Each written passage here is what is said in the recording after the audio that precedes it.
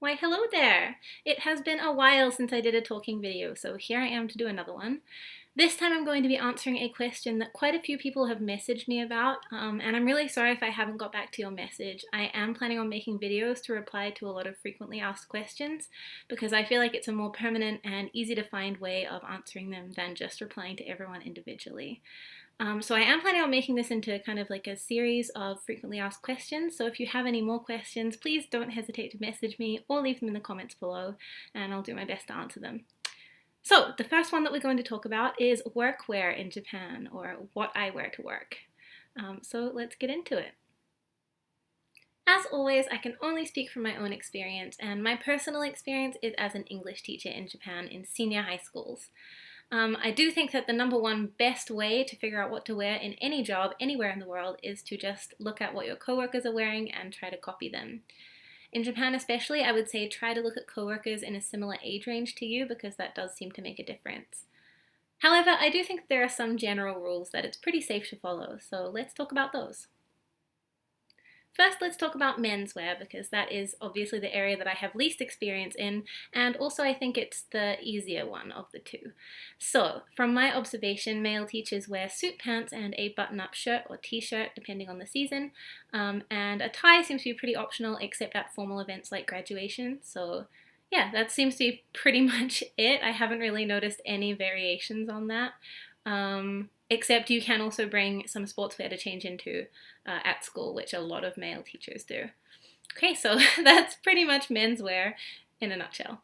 Okay, moving on to women's wear. Women's wear is a little more complicated, so let's start from the bottom and work up.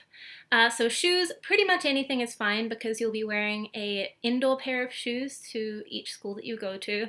The only thing I recommend is do make these comfortable and relatively easy to slip on because there might be some days where you change in and out of them quite a lot. So slip on and comfortable because if you're like me and you teach a lot of classes a day, then you're going to be walking a lot. So comfortable shoes, but the style doesn't seem to really matter, just whatever you feel comfortable in. Bare legs are a no-no, so even if it's just the super sheer 10 denier type of tights or lace tights underneath a skirt, make sure that your legs are covered by something. Skirts should cover your knees, and if you're like me, that means you might want to consider pants because in Japan I found it really hard to find skirts that consistently cover my knees even when I'm sitting down. I have long legs and big hips, so if you're similarly shaped, then it might be an issue for you too. If you are wearing pants, then if they're tight, make sure that you wear a longer shirt that covers your crotch area. I don't know if this is actually a rule, but it seems to be what my coworkers do, so I just picked it up as well. Apart from that, pretty much any type of long pants is fine. I even wear patterned pants sometimes, so it doesn't seem to be that much of an issue as long as you're covering all the right areas. For the top half, bare shoulders are a much bigger deal in Japan than they are in the West, so always make sure that you're wearing a shirt that covers your shoulders. It seems to be kind of like showing cleavage here in that it's just a complete no-no at work, so yeah, bear that in mind. It can be like quite a culture shock to remember to cover your shoulders even when it's really hot, but yeah, just, just try to remember. And obviously cleavage also is a no-no. And quite often you'll be bending over students' desks, so make sure that you just check in a mirror to make sure that even if you're bending over, nothing is popping out. Apart from that, I think your safest option is usually just the classic button-up blouse for women. I've noticed that I can get away with wearing t-shirts, but I don't think that's the case everywhere, so just go with the safe option to start with and then gauge what else you can do from there. For makeup and accessories, I feel like this is the most case-by-case basis, so what I would really recommend and what I did is to go with nothing on the first day and then gauge the atmosphere of your workplace just to get a feel for what teachers of a similar age to you are wearing. One of my schools is completely fine with a little bit of makeup and like any kind of accessories that you want pretty much, and the other one it's a complete no-no, so I really think it's worth playing it safe to start with. I know I've said that about a lot of things, but that's just my personality, I guess.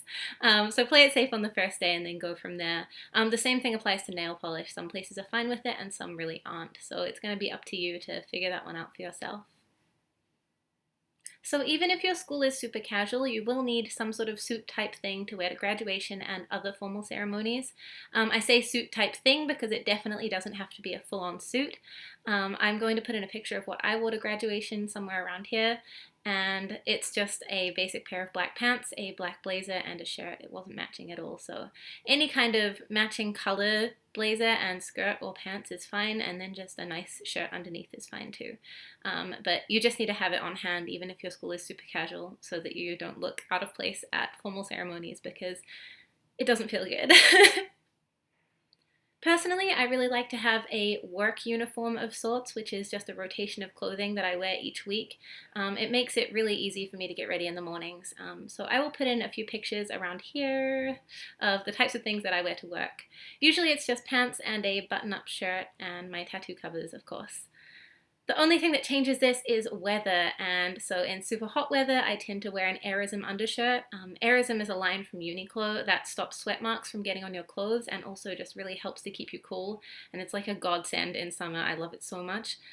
So I really recommend grabbing some Aerism for your first summer in Japan. It's a lifesaver, and I have one for every day of the week. And then in winter I wear a woolen undershirt. So my wardrobe pretty much stays the same, it's just the accessories and underclothes that changes. And I've personally found that works really well for me, so I do recommend it if you can just find like a weekly rotation that works for you.